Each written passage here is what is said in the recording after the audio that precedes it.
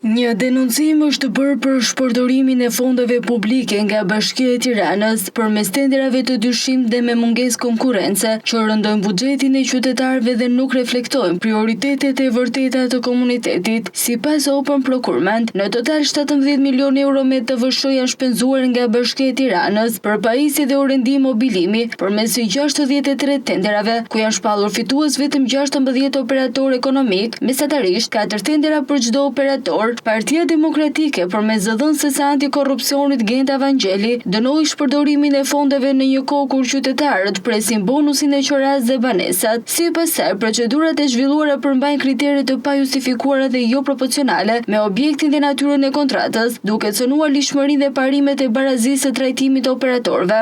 Ky përqendrim alarmues nuk është as pak rastësor, por pasojë e kritereve kualifikuese të hartuara me qëllim favorizimin e disa subjekteve të caktuara në shkelje të konkurrencës së ndershme. Ky model është tashmë i dukshëm edhe në drejtimin e kryetares së komanduar të Bashkisë Tiranës, zonjës Anuela Ristani.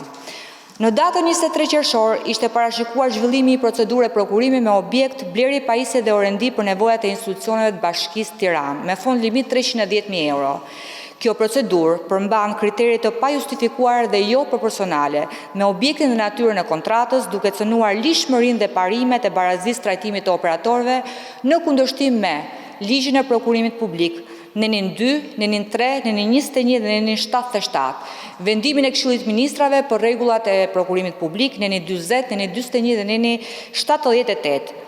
Në një kohë kur qytetarët e Tiranës presin ende përfundimin e procesit së rindërtimit, pagesën e bonuseve të qiras dhe mbështetje për familje të nevojë, është e papranueshme që përparësi të jepen tenderave për mobilime luksoze.